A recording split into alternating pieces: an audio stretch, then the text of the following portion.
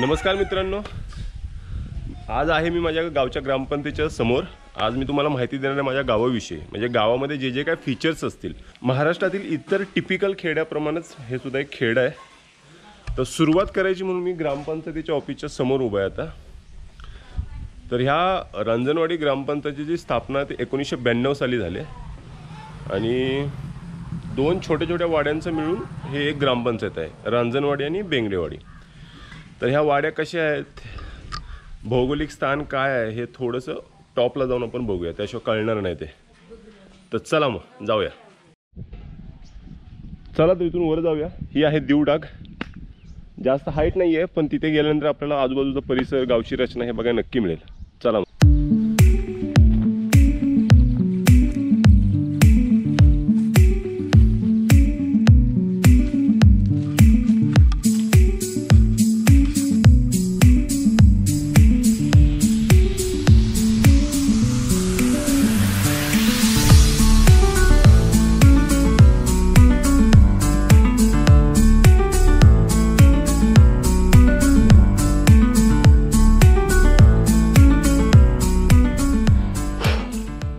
तर आता हा एवढा चढ चढून वरती आलोय मी आणि हे इनफ आहे। आता इथून तुम्हाला माझ्या गावची रचना, भौगोलिक रचना दिसेल क्लिअर। तर हे पाठीमागे तुम्ही बघू शकता, हे आहे माझं गाव रांजणवाडी। मेनली दोन पार्टमध्ये डिवाइड झालं आहे, एक वरची आळी आणि एक खालची आळी। मोबाईल टॉवर आहे, आजूबाजूचा परिसर बघू शकता। ही सगळी शेती आहे, इकडे शेती केली जाते पावसाळ्यामध्ये। उन्हाळ्यामध्ये इकडे पाणी नाही आहे, त्यामुळे शेती केली जात नाही। तर साधारणतः मक्का, भात, भुईमुग, ज्वारी अशी पिकं काढली जातात ह्या सगळ्या शेतामधून। ऊस वगैरे इकडे घेतला जात नाही। आता ही रांजणवाडी आणि इकडे तुम्ही बघू शकता ही आहे बेंगडेवाडी। अतिशय सुंदर टुमदार अशी आजूबाजूला पूर्ण शेती, डोंगर पायथ्याला वसलेली। म्हणजे ऑलमोस्ट ह्या भागातली मेनी खोरा जो आहे, हा मेनी खोरा संपूर्णपणे डोंगराच्या उतारावरतीच वसलेला आहे। म्हणजे कुठे तुम्हाला असं सपाट मिळणार नाही, इकडे डोंगरात आणि डोंगराच्या पायथ्याला गाव वसलेलं आहे। तर ही बेंगडेवाडी आणि ही रांजणवाडी अशी दोन वाड्यांची मिळून एक ग्रामपंचायत आहे, ती म्हणजे रांजणवाडी। तर आता जसं मगाशी तुम्हाला बोललो की मला फीचर्स दाखवायचे आहेत गावचे। तर आता जाणार आहे वरती, तिकडे पवनचक्की दिसते, डोंगर दिसतोय, त्याच्या पलीकडे चला मग।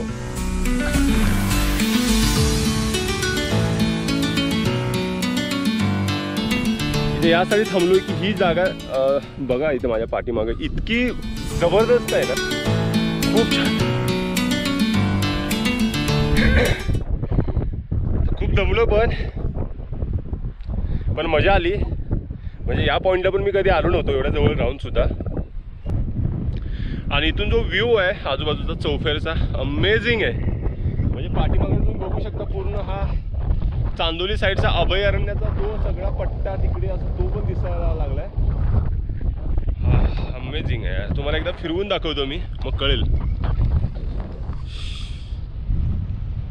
इकडे पाठीमागं माझं गाव, पुढे तिकडे गवळेवाडी, सय्यदवाडी, इकडे आतमध्ये कुंभवडे, हे खालती दिसते ते मेनी गाव, हे रांजणवाडी, बेंगडेवाडी। म्हणजे ऑलमोस्ट सगळं इथून तुम्हाला क्लिअर होतं। इकडे आलात की खटिंगवाडी, शिरसटवाडी, इथे खालत्या डोंगराच्या खालती सावंतवाडी आहे, हा अफलातून। आणि इकडे सगळं पवनचक्कीचं जंगल, ते समोर दिसते ते पाचगणी, वाई किंवा महाबळेश्वर पाचगणी नव्हे, तर हे गुढे पाचगणीचा पठार आहे इकडे पाठीमागे। आणि इकडे आता मला जायचं आहे, थोडंसं दिसत असेल तुम्हाला पण माहीत नाही, नाही दिसणार। इकडे आहे निनाई मातेचं मंदिर, जे आमची सगळ्यांची ग्रामदेवता, ज्याच्यासाठी आपण या डोंगरावरती आलोय। अमेझिंग व्ह्यू आहे। थोडं बसतो इकडे 10 मिनिटं आता आणि मग तिकडे जाऊया, चला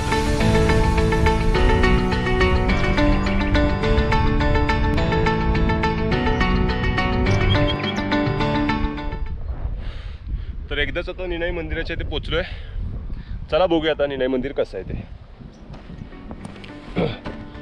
तर हे आहे ते मंदिर डोंगरावरच्या निनाई देवीचं।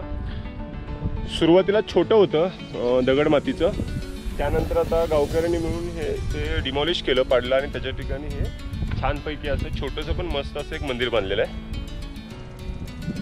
तर चला आतमध्ये जाऊया। तर हा मंडप आहे, जसा प्रत्येक मंदिराला असतो तसा। त्यानंतर इकडे गाभार आहे. जगदंब जगदंब जगदंब जगदंब हे जगदंब. आणि ही आहे आमची निनाई माता, निनाई आई, निनाई देवी.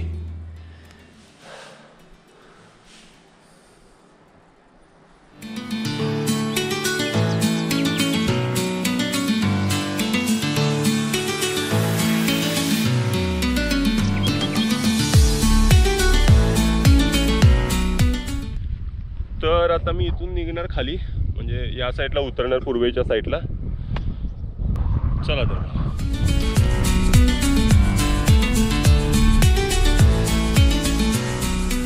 ॲक्च्युअल शेती कशी असते ते पण तुम्हाला दाखवतो. हे तुम्ही बघू शकता, ही सगळी भात शेती आहे. हे सगळं भात आहे.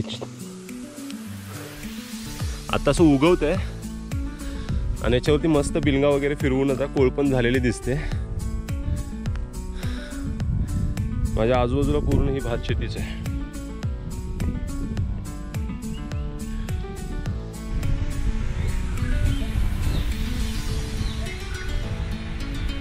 तर आता आलोय आपण मेनी गावातल्या निनाई मंदिरामध्ये.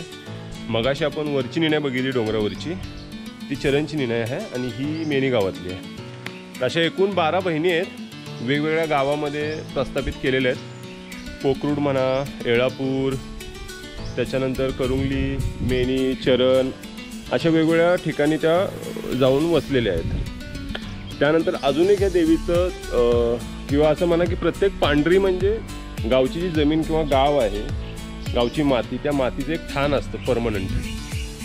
ते इकडे खालती आहे, तिकडे पण आपण जाणार आहोत. आता ते पांढरीचं जे ठाण आहे तिकडे. तर आधी आपण आतमध्ये जाऊन बघूया मंदिर कसं आहे. चला तर मग.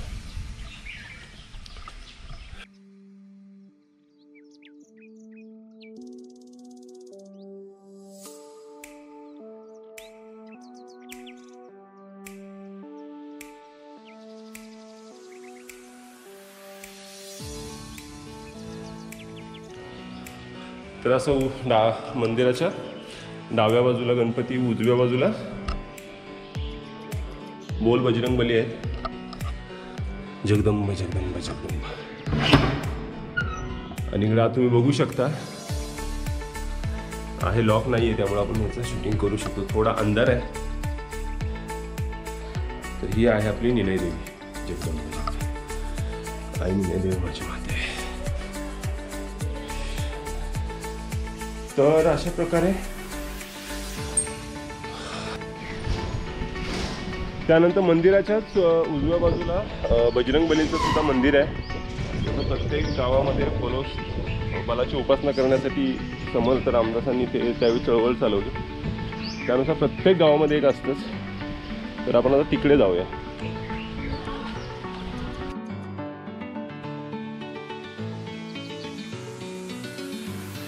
साधारण डिसेंबर महिन्यामध्ये म्हणजे यात्रेच्या एकाच महिना आधी हा भंडारा घातला जातो. तर हे पण प्रशस्त आहे.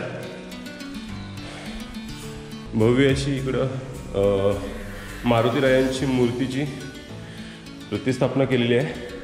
बोल बजरंगबली की जय. लहानपणी यायचो. हे मंदिर पण छोटं होतं जुन्या पद्धतीचं,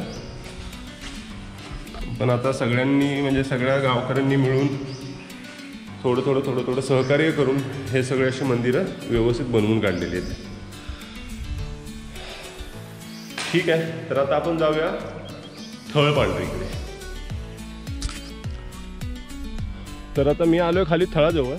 तुम्ही बघू शकता ते मगाशी होतो ते मंदिर आता पाठीमागे आहे, थोडंसं वरती आहे आणि थळ थोडा खालती आहे. तर इथे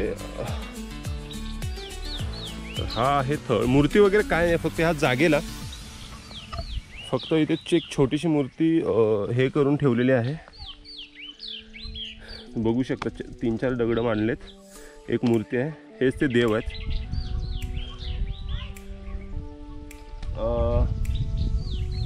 आता कोणी काय म्हणू, माणसाची श्रद्धा आहे ती आहे. आणि उलट सगळ्या म्हणजे गावकरी जे मानतात ते सगळ्यात मेन आणि प्रमुख जे देवाचं पांढरीचं मातीचं गावातलं जे ग्रामदैवत किंवा जे ठाण म्हणतात, थळ म्हणतात, ते हे आहे.